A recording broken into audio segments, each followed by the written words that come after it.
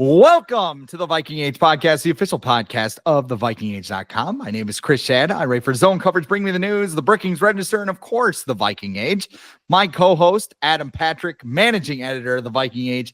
We do this every Monday with a late week episode right here on the Viking Age YouTube channel. We're also in podcast form on Apple and Spotify the very next day. But however you consume us, make sure you like, comment, share, and subscribe. Do all the cool YouTube things so you never miss an episode and we can spread the word to the masses. Of course, as you know, this is not Monday. This might even be online on Wednesday for some of you, but there was no Vikings game last week, so we took an extra day, especially with the holiday, Columbus Day, right? Or Indigenous Peoples Day, whichever day you would like to call it. I was trying to think of the new name they call it, but I guess that's the name that sticks in my head from being a kid. So I apologize if anybody was offended. But no game to recap. So I guess we're just going to overreact to stuff. I have some written down. There's been some stuff that has happened today as we record on Tuesday afternoon that we'll probably get to here and there. Adam, do you want to start? Do you want to defer? Where do we want to go with this? Oh, I mean, maybe first off, what was it like to just not have to worry about the Vikings for a week? Like where, you could just kind of sit back and watch Red Zone or watch, another game where another team's fan base got to freak out and you had nothing to do with it. It was perfect from my standpoint because at the Brookings Register, our delivery is tied to the mail. So if there's a national holiday, we don't have to do a paper. So I did not have a paper to put together on Sunday night. So once I was done with Bring Me the News, I just sat on my couch. I didn't even shower. I just watched football all day. And it was glorious because I didn't even have the highs and the lows. I didn't have any of that. It was just kind of like, just observing what's going on around the league, which is probably why we're probably more equipped for an overreactions episode than we would be for a normal Vikings overreaction episode, because it was like drinking through a fire hose. It was awesome. Yeah. And luckily you weren't like me and you weren't assigned to watch the Colts and Titans, which might have been the most boring game I've seen in a very long time. Come on, Spiro Ditas was on commentary. Yeah, it was just. The highlight of the game was Will Levis taking out the ball boy and like destroying his leg, or ball man. I guess he's mid 40s probably. Yeah, that was a brutal watch. I do have a mini take on that later, but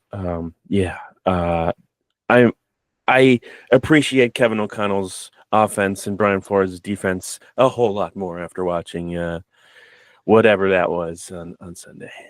We sit here and we nitpick everything like, oh, they didn't win by enough against the Jets. And then you go watch the Titans and you're like, oh my God, this is bad. Just watched the Jets last night too. Yeah. And the refs. The second coming of the 2010 Vikings, like I stated a while ago. It's another more proof today. What do you think is most likely to happen to the Jets throughout the end of the year? I have a overreaction on that, so I'll get to that when we get to it. Well, I offered you to start, and then you didn't start. Well, I wanted to do a Vikings one first, but I'll do this one first. No, you do what you want to do. Go in whatever direction you would like to go. You asked me this one, so I will go with this one. I'll just say that even after trading for Devontae Adams today, I still don't think the Jets are making the playoffs. And to some, it might not seem like a bold overreaction or whatever, since the Jets are 2-4. But you wouldn't know that by the coverage of the Devontae Adams trade today on ESPN and everywhere else about the Jets. You would think that they were contenders in the AFC, but no, they have a worse record than the Colts. So all of a sudden they're back in the light. Aaron Rodgers, who doesn't have any power at the Jets. I don't know why people keep thinking that when he gets all these players from the Packers they just randomly show up. He walks in the room and he's just like, wow, what are you doing here? I had no idea. But in the last 3 seasons, 7 of the 9 wildcard teams to make the playoffs have finished with at least 10 wins. So the Jets would have to go 8-3 the rest of the season to win 10 games and that doesn't really seem likely. They have games against the Steelers, Texans, Bills, and Seahawks still left on their schedule. That doesn't include other games. I know you're going to mention this this outlet of information later. Probably ruin this credibility, but ESPN's Football Power Index currently has the Jets projected to win 8 games this year, and FanDuel has them favored to miss the playoffs. So I don't care about this Davante Adams trade. I don't even think he's the player that he was like when he got to the Raiders.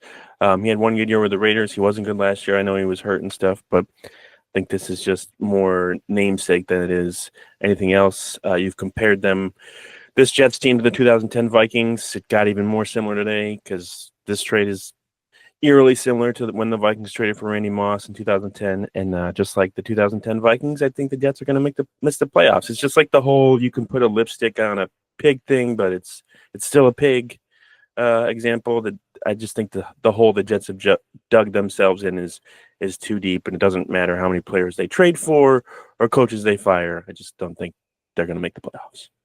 What do you think is most likely to happen down the stretch? This is what I was getting at. Okay, sorry. Do you think Davante Adams gets released after he caters Taco Bell and says he wouldn't feed that shit to his dog, which I would not feed my dog Taco Bell because that just seems like a giant vet bill. I'm not prepared. Yeah. I would eat it. I wouldn't feed it to my dog, but you know, is it that MetLife Stadium crumbling to the ground or Aaron Rodgers getting knocked out cold on national television? Oh, Rodgers getting knocked out. Definitely for sure.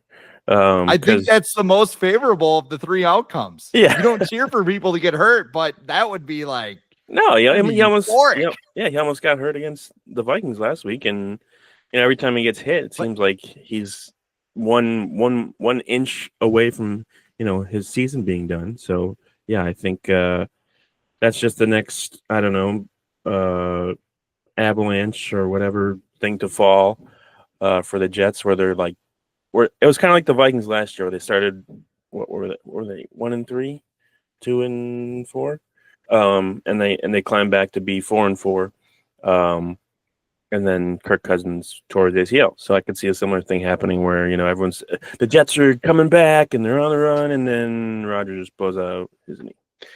So yeah, not that we wish injuries on stuff, but he's a 40-year-old quarterback coming off a torn Achilles, and the Jets offensive line's not good. So it's but get a receiver so he can just have someone chuck the ball up in the air, and maybe he'll catch it instead of Allen Lazard last night, not Allen Lazard, Mike Williams, who got thrown under the bus after the game by Rodgers. That timeline for this trade is so hilarious to me because Mike Williams slips on that route and Aaron Rodgers throws him on the bus like that.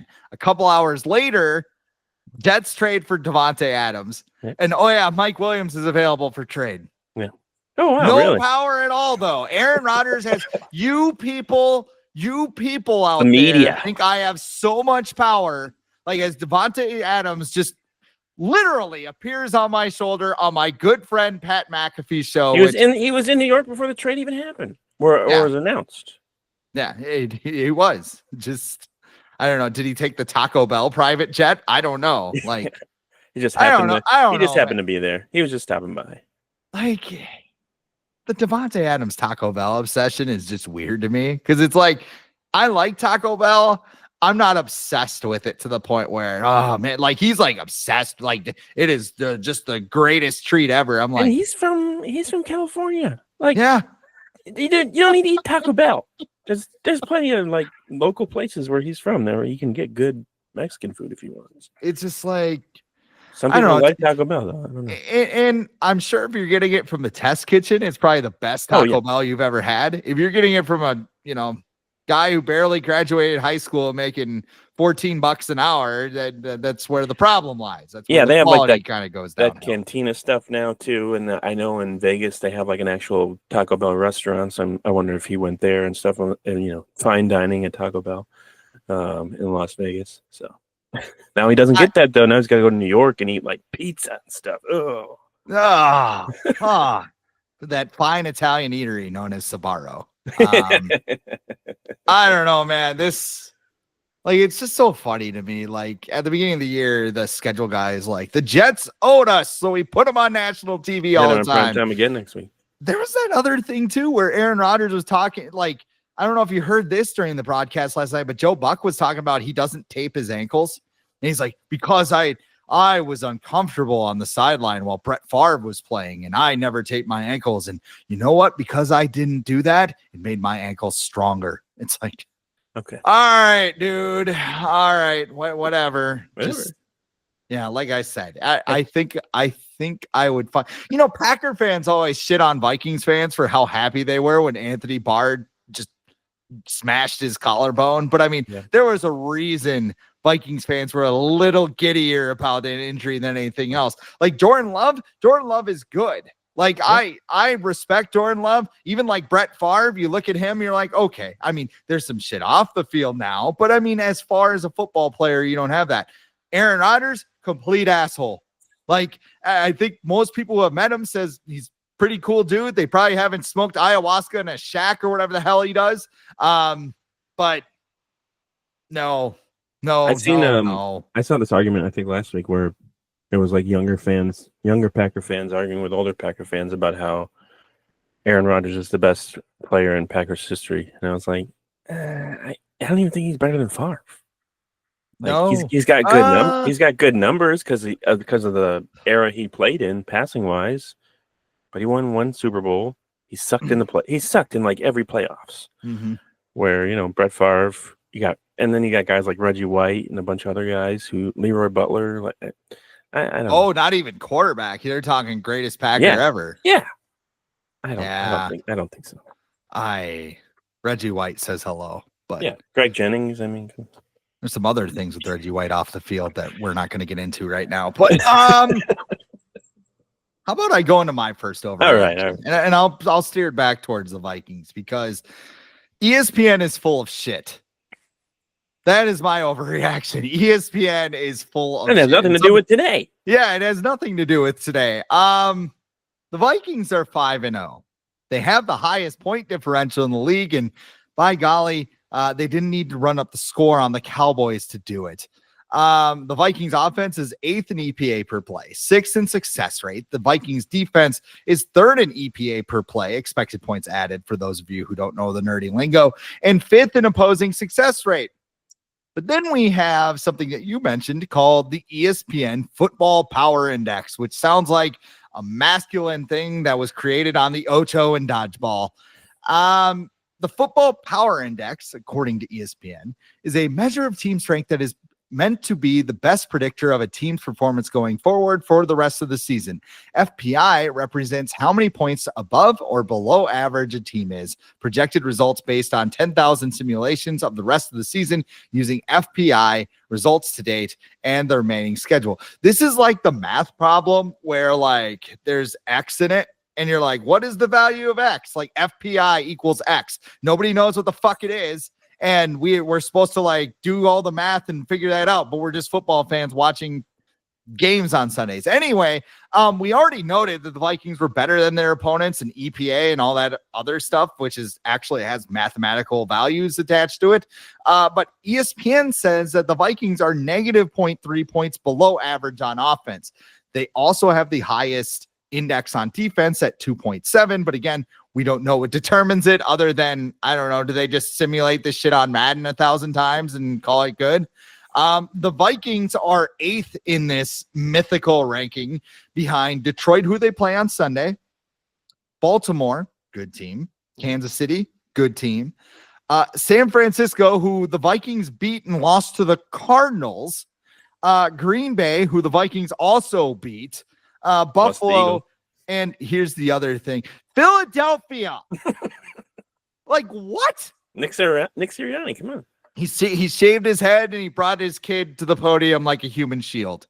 Don't ask any bad questions. So I shaved my head, so now I look even more like a Quick Trip crackhead. Doesn't he fit perfect in Philly though? Come on. He does. Like he looks like the guy. And again, Quick Trip, sponsor us if you're willing. I was a loyal employee at Quick. We're getting a Quick Star in Brookings and I am Oh, wow. beyond excited. As a consumer, this is Is that a free like Quick Trip ad. the sister of Quick Trip? Yeah, so they have to call them Quick Stars in South Dakota and Iowa because there is a Quick Trip in Missouri. So it's Quick Trip with a Q, and it's like a imposter quick. It is nothing near like a normal quick. Now I start to sound like the people who do drink the Kool-Aid, but like when you don't work there, you're like more into it. Like I'm excited to have a glazer, like a glazer donut. I'm excited to get like bread, milk that's not $5 for a half gallon. Actually, it's not that bad in South Dakota, but I mean, just saying, you don't appreciate those things when you're in the moment. Like I said though, I mean, Nick Sirianni looks like a dude who like just abuses clerks at Quick Trip, like just sitting there smoking on the corner, stealing dollar chicken sandwiches and everything else. And like these rankings are great because, and I think Kevin O'Connell feels this way too after watching a video put out by the Viking social media team. They don't want the national media on this bandwagon. They don't, because like as a Minnesota sports fan, I remember everybody jumping on the Timberwolves bandwagon, them going ass up in the Western Conference Finals against the Mavericks. Like it just usually means bad things. So I'm just confused as to what we have seen so far and how you can put it in your mythical thing and be like, oh, they're the 8th best team in the NFL. And I have one theory on that. And his name is Sam Darnold. Like you put Patrick Mahomes in there and the machine goes crazy. And maybe you put Taylor Swift's name in there too. Who knows? But Sam Darnold, oh my God, go, Carolina. There's no way anybody can get anything out of him. And yet the Vikings are 5-0. Sam Darnold has played very well throughout that. And by the way, the teams that they have beaten, let's go through them. New York Giants. Okay. Not a great team. They Not came terrible. home. Yeah. They came home and beat the 49ers, who are ranked higher than this, by the way. I know Christian McCaffrey was out. Good luck getting him back with 2 bad Achilles. I bet you he blows one by the time December hits if he ever comes back.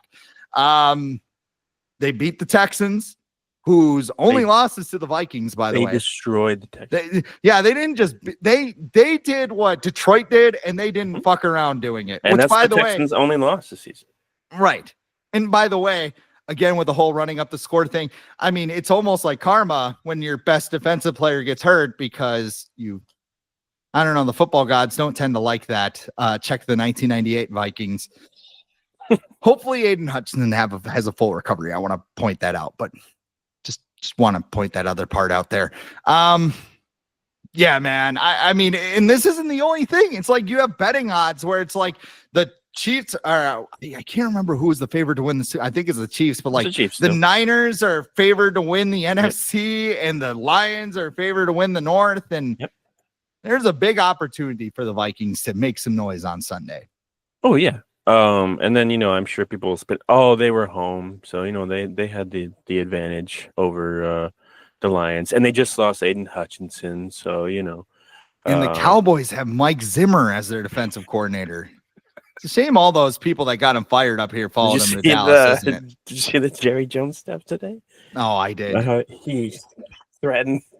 Gotta love those team-owned radio stations. Yeah. But yeah, right now the Texans, Lions, Bills, Ravens, Niners, and Chiefs all have better Super Bowl odds than the Vikings. But the Vikings have better Super Bowl odds than the Eagles, Packers, and Falcons, and Commanders. Commanders are pretty. Commanders at 40-1. It's pretty, I don't know about that. That's pretty low.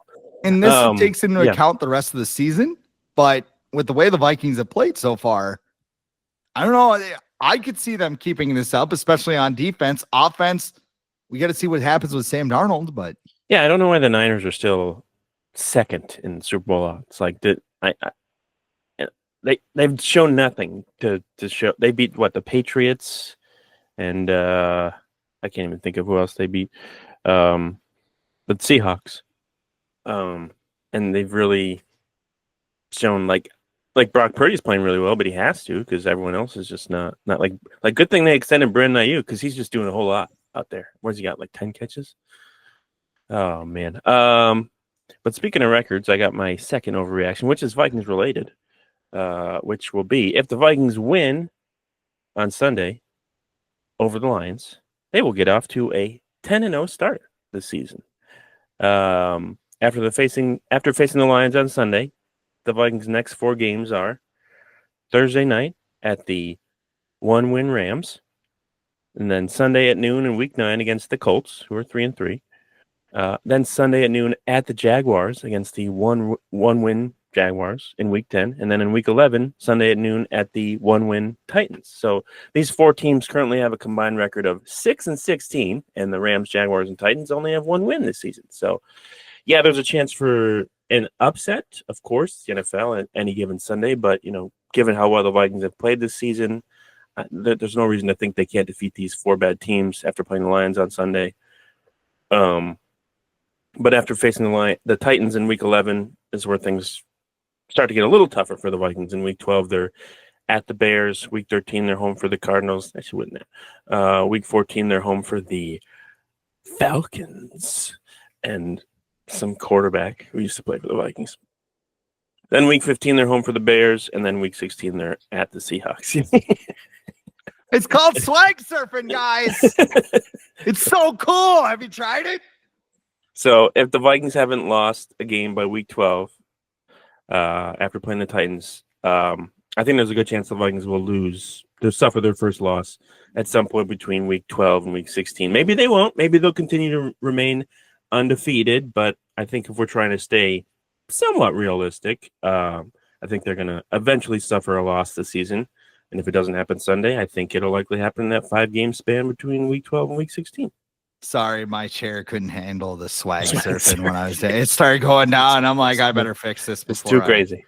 It's so funny to see that stuff from afar because you just know. It's like when Kirk he's great. Yeah, it's like that's a good guy. Oh, he wears chains around his neck, and he's doing Justin Jefferson's dance after a meaningless touchdown in a meaningless game against Detroit, and here he is swag surfing, just like the bottom is coming out. You knew he was going to pick that up. You knew. Oh yeah, like it's just I don't know. Then did you see where he did like an interview in a Waffle House parking lot after that? That was a overtime game against the Bucks last week. Was Jey Uso there? No. Jey Uso loves waffle. Yeet? No, he was not there. Yeet. Sorry. No, you're not. There's like 20 that's cringe, bro. Like why is this 38-year-old yeeting on a Vikings? Listen, Jey Uso's in his 40s. Yeah. So but he looks cool when he does it. He does. Yes. I think he's in his 40s. Just yeeting everywhere. I don't know what I went on a Kirk Cousins thing. I predicted the Vikings to go 10-0 if they beat the Lions on Sunday. Well, like you said, you get the Rams, not good. The Colts at home should be a win. Then you have a 3-game road trip at Jaguars, at Titans, at Bears, home against the Cardinals. If you take out the Bears, those opponents are combined 8-20 this season. And I might just go to my next take if you don't mind, or overreaction, I guess. Sunday's game could decide home field advantage in the NFC because the Lions still have to play the Packers twice. They have to play the Texans, they have to play the Bills, and they have to play the 49ers. And oh, by the way, they still have to play the Vikings twice. I know I sound like I'm in who gonna stop them mode, but that's exactly how I'm feeling about this team right now. If they get a win over the Lions, I mean, what you said, 10-0. So win would make them 6-0, 7-0, 8-0, 9-0, 10-0, and going into the Bears game at Soldier Field. Here's the thing about the Bears too. They haven't beaten anybody. Like they're beating the bad teams, and that's like half the job of a good team is to beat bad ones. But I mean, I also look at this team and man, Jacksonville. I mean, hopefully Tony Khan didn't burn too much of his dad's money because they're going to need to fire Doug Peterson pretty quick. Yeah, he's not coming back on the plane after next week, especially because I think the Patriots are going to beat the Jaguars. Drake May back there, he looked pretty good against the Texans, but the Texans are just way better.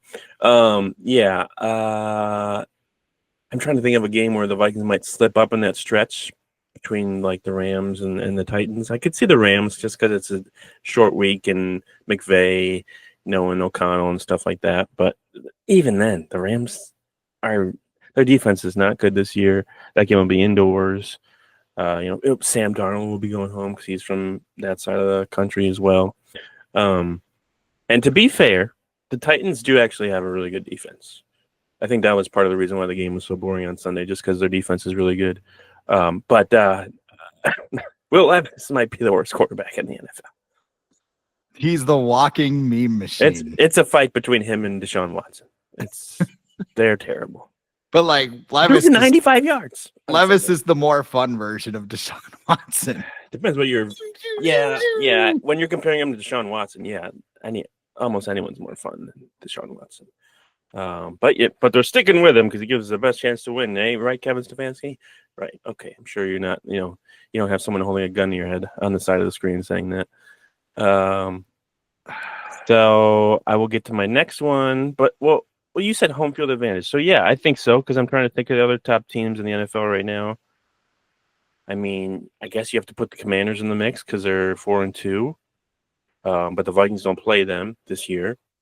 And then who's leading the West? Seahawks still leading the West, or are they tied with? I think they're tied with the Niners now. Right? Yeah, 3-3. They both are. So that division's a mess, and then Tampa Bay and Atlanta are fighting for the top spot in the South because I think the Saints are not good. Despite what we thought about Clint Kubiak earlier in the year, but just turned out they played two of the worst defenses in the NFL, and the Cowboys and Panthers. But yeah, I think the only competition for home field advantage right now for the Vikings is in their division. You could argue the Packers too because they're 4-2. They got Love back. They go on a run. But yeah, I think this game is very important, not only for the division, but for home field advantage. I got one more. Oh yeah. Do you want to tell people about Underdog Fantasy? You bet I do. Let's do it. Underdog Fantasy. It's great. They're good. They're good people, good app. All right. So it's the greatest time of year again. Football is back. And it's here to stay until February. With Underdog Fantasy, you can win up to 1,000 times your money just by choosing higher or lower on your favorite players' stats like touchdowns, passing yards, and more. I've been using Underdog Fantasy, the app and the website for multiple years now. It's super easy to use. If you want to make picks for Sunday's game when the Vikings take on the Lions, they've already got a ton of player stats to choose from. So some things to keep an eye on. Justin Jefferson has averaged 185 yards in his last 3 games against the Lions. So before we started today's podcast, I went on the Underdog Fantasy app and picked higher than the 84.5 receiving yards they have for Jefferson this weekend against the Lions. And then with the Vikings defense currently ranking 3rd in the NFL in yards allowed per rush attempt, I also picked lower than the 57.5 rushing yards that they have set for Detroit running back David Montgomery. So bottom line, making picks on Underdog, straightforward, and signing up is even easier. Just head over to Underdog's simple-to-use mobile app or UnderdogFantasy.com. Sign up with the promo code THEAGE. That's one word, THEAGE. And Underdog will give you a free pick to use on your first cash pick'em entry, plus up to $1,000 in bonus cash when you deposit.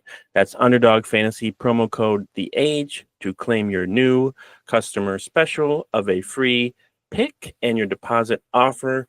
You must be 18 plus, 19 plus in Alabama and Nebraska, 19 plus in Colorado for some games, 21 plus in Massachusetts and Arizona, and present in a state where Underdog Fantasy operates. Terms apply. Void in Colorado. If you're concerned with your play, call 1-800-GAMBLER or visit www.ncpgambling.org. If you're in Arizona, call 1-800-NEXT-STEP. That's 1-800-639-8783 or text NEXT STEP to 53342. And if you're in New York, call the 24/7 Hope line at 1-8778-HOPE-NY or text HOPE-NY 467369. I had an entry slip this weekend with 5 picks on it. Had 4 out of the 5. Always. All I needed to happen was for Kirk to finish the story. And Kirk said, "Frick your story." He didn't really do the Rock like throat. Like that's the thing. Like a whole bunch of people do like the throat slash. F is the direction you can off. Frick off. Like he doesn't do, I mean, the Rock's throat slash is like he's like stops in the middle. It's like super cool, but I can't do it because I'm not the Rock. Yeah. Like it would be quite the thing. Let's talk about my last hot take. Stop talking about the Rock. Yeet. Kevin, the quarterback killer O'Connell might be great news for JJ McCarthy. And you might be like, why are you talking about JJ McCarthy? Because he is the future of the franchise. Let's go back in time. Kevin O'Connell sitting in a church of all places, talking about how he's rejected quarterbacks every time they've looked for one. And, you know, he was called the quarterback killer around Edina. Let's go back in time a little bit, even further. The 2022 draft. The only quarterback the Vikings were reportedly interested in that draft was Brock Purdy. And there's a pretty good evidence mounting because they passed on a lot of these guys once, twice, maybe even 3 times in that draft. That was the draft where they had the 12th overall pick and then they just gave it up for nothing and they picked a whole bunch of garbage. In Lewis Cine. Hey, they got Ty Chandler. Okay. Ty Chandler. Yeah. Ed Ingram.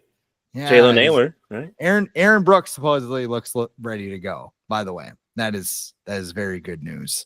Who's Aaron Brooks? You mean Jonathan? Or Aaron Jones. Sorry. Oh, Aaron Jones. I don't know why I went to Aaron Brooks. Aaron Brooks, former Saints quarterback. There's one for the immaculate cousin. I want to say, was he a cousin of like Culpepper or Jake Reed or something? He knew somebody. He was related to somebody. I can't remember who. Yeah. But I don't know.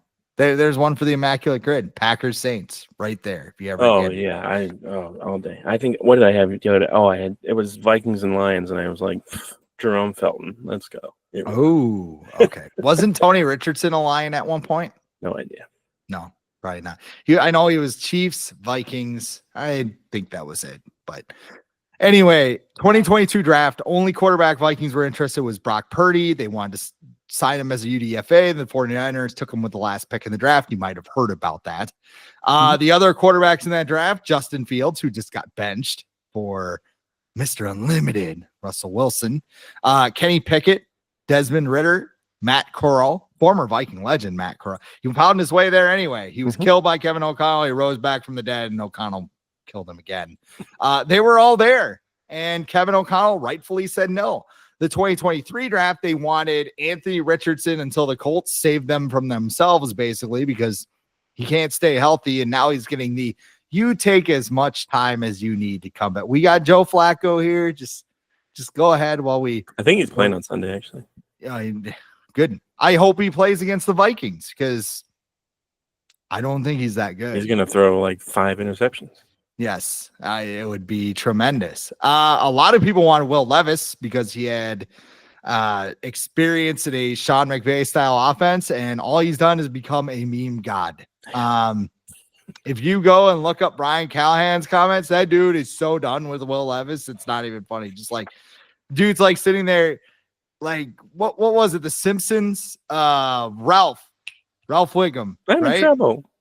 Yeah, he's like just like eating the glue and shit. Like that's him, but it's just a big jar of mayonnaise instead. Like he's spraying his cologne in his mouth.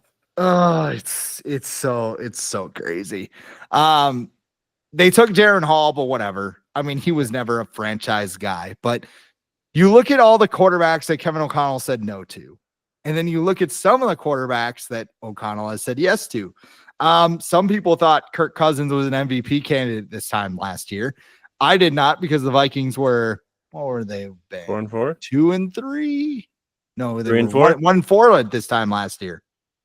So they just lost the Chiefs, and then they had the miraculous win against the 49ers at home. And then there went Kirk's Achilles.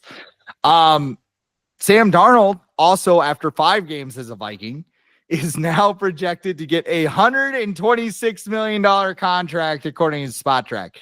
If you think Sam Darnold's sticking around next year, I have bad news for you. He's not, because the Vikings are going to pay that. It's been 5 games also.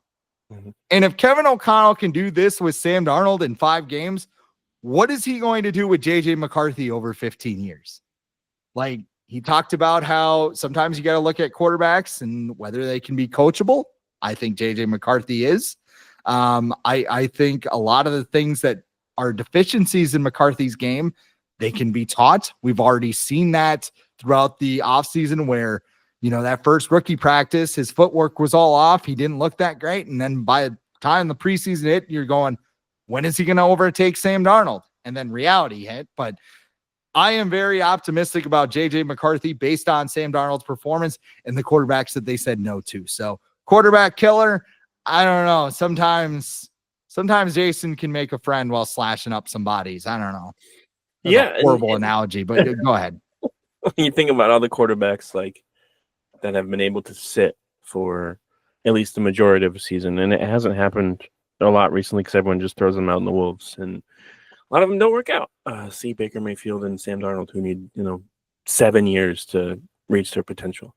But you look at like Patrick Mahomes, that's obviously the easy example. But even like Jordan Love, the Packers probably didn't intend to sit him for 3 years before having him start, but that seems to have paid off for him just to sit back and learn. It seems like JJ's a quick learner, so he wouldn't need that much time anyways. Where I've seen some of the I think Florio threw it out a couple days ago about how the Vikings should be interested in trading for Matthew Stafford. I'm just like, no, they shouldn't. Like, because why would you? What are you going to give him first of all? Well, and why would you want JJ McCarthy to sit another year? You don't need to do that. And there's no guarantee that Stafford's really even going to be that much better than Sam Darnold at this point in his career. Like, he's been okay with the Rams. I mean, he hasn't had much to throw to, but and he's also paid a fuck ton of money. So that's kind of going against what the Vikings are trying to do right now. But yeah, I think it's a good sign of the quarterbacks that Kevin O'Connell has been able to work with, and even the ones that he might not have wanted, what he was able to get out of them. I think if you look at Josh Downs last year, Josh Dobbs is a Colts receiver. Just getting that mixed up again. Josh Dobbs last year, he had those awesome first games where he barely knew the playbook, and somehow Kevin O'Connell still got him to help them win. That fizzled out pretty quickly, but just the fact that he's able to get these guys, up to speed pretty quickly, and then he can figure out pretty quickly if they're going to work in his system or not. And he's been pretty adamant pretty much all offseason long that Sam Darnold is going to be the guy, and he's looked well, and he's going to help them play. And what do you know? He was NFC Player of the Month for September. So I think it went pretty well, regardless of how many people think he played poorly against the Jets, who have a pretty decent defense when Robert Saleh's calling the plays, but that's not the case anymore. But yeah, I think it's good. Kevin O'Connell has shown what he was hired to do so far, and that's develop quarterbacks. And I think, training for someone like Stafford would kind of just throw those plans in the window, and the Vikings aren't really in a situation to do that. That seems more like a desperation situation, where like a team like, I don't know, like the Steelers would do, where like they feel like they have to win now, and they need to get a quarterback like that. But apparently they're going with Russell Wilson anyways. So have fun with that. But yeah, I agree with that. I have one last small mini take, which is also quarterback related, but also related to the game that I watched this weekend, which is the Colts should sit Anthony Richardson for the rest of the year. Joe Flacco's good. Like, he's fine. Like, they're 2-1 with him playing most of the game this season. They're 1-2 with Richardson starting. Richardson looks like a rookie still. He missed most of his rookie year. Looks like, he's fun. He makes some like crazy, amazing plays. But that also is like balanced by the mistakes that he makes in the game and the inefficiency that the offense is, able to not run as well with someone like Flacco in there, who just gets in, just drop back, fire the ball, gets the receivers, doesn't think too long, just does it. He did have a pick on Sunday, but I think he's thrown at least 2 touchdowns in his last 8 starts, going back to last year. If I'm the Colts, Anthony Richardson's still 22. Like, there shouldn't be any rush to get him on the field. If you think he needs more time to develop, you should be fine. People are going to still be happy with Joe Flacco out there. He's been fine. But it sounds like the Colts are trying to get Richardson back on the field. Similar situation to maybe Deshaun Watson, where like they invested so much they feel like they have to put him out there. But yeah, I think the smart thing for the Colts to do would just to sit Richardson for a year and let Flacco do his thing. It almost feels like they should sit him and then age 23 season. Okay, this is sink or swim. Yeah. You also have the issue where he hasn't played much college or pro ball. Like this is the Trey Lance thing, right? Where it's like he had all those starts. Trey Lance actually had more success in college than Anthony Richardson did, but also played at FCS school. Yes. I'm just saying. I mean, he's gotten more reps, and yes. NDSU won a national title. I know it's the FCS. There are good players that come from there. Check out Dallas Goedert, Tucker Kraft. But yeah, I digress. I don't need to every tight end in the NFL. Don't need to. Van Ginkel played in the South Dakota. Yeah. Yes, that is correct. Yeah, I mean, that's pretty much right. I would agree with Richardson maybe sitting. I also think too, like it's almost Flacco's good. That's the big reason why. It's because Flacco's playing well and he has been playing well. Like if they didn't have Flacco, then I'd be like, yeah, start Richardson. But it's almost why the Vikings played it so conservatively with McCarthy at the beginning of the year. Because like once the toothpaste is out of the tube, like if you have a quarterback out there and you have to bench him, then it's like, oh my God, he's a bust.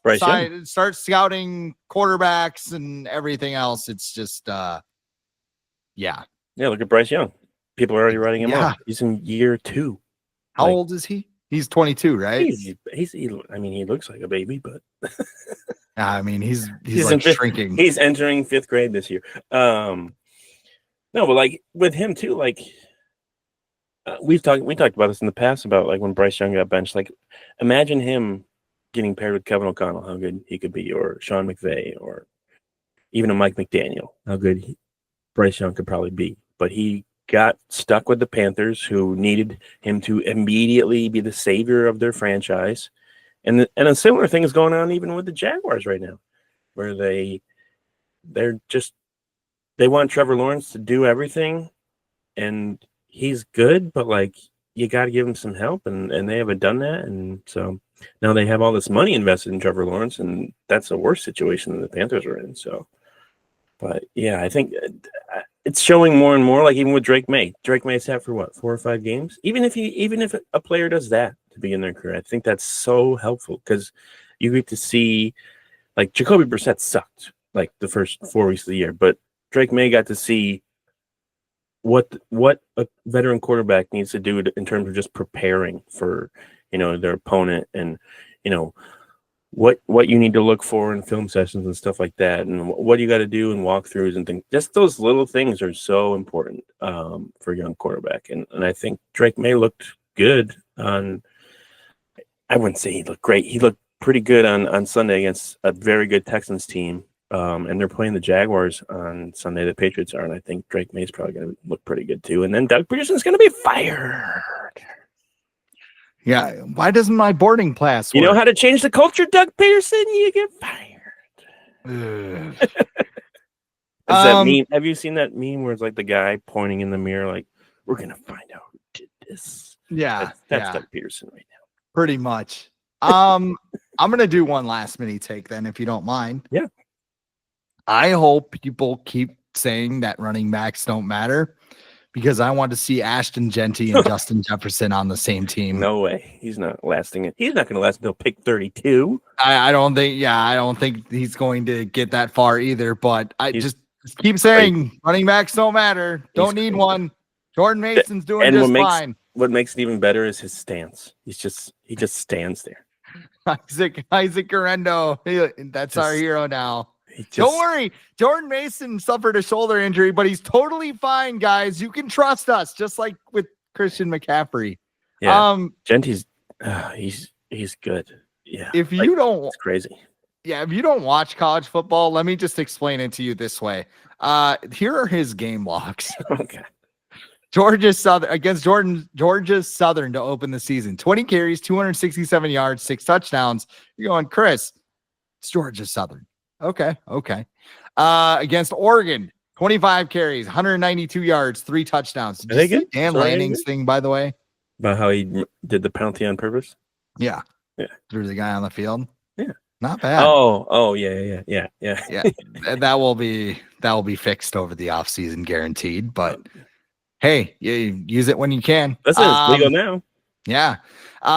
Next week against Portland State, just 11 carries, 127 yards. He's playing FCS. Just 11. Yeah, just 11 carries, 127 yards. No big deal. Washington State, 26 carries, 259 yards, and 4 touchdowns. Utah State, 186 yards, 3 touchdowns. And Hawaii last week, 217 yards and a touchdown. Just think of, the game where Adrian Peterson had, 296 against the Chargers? Just think of that's every game for Ashton Genty this year.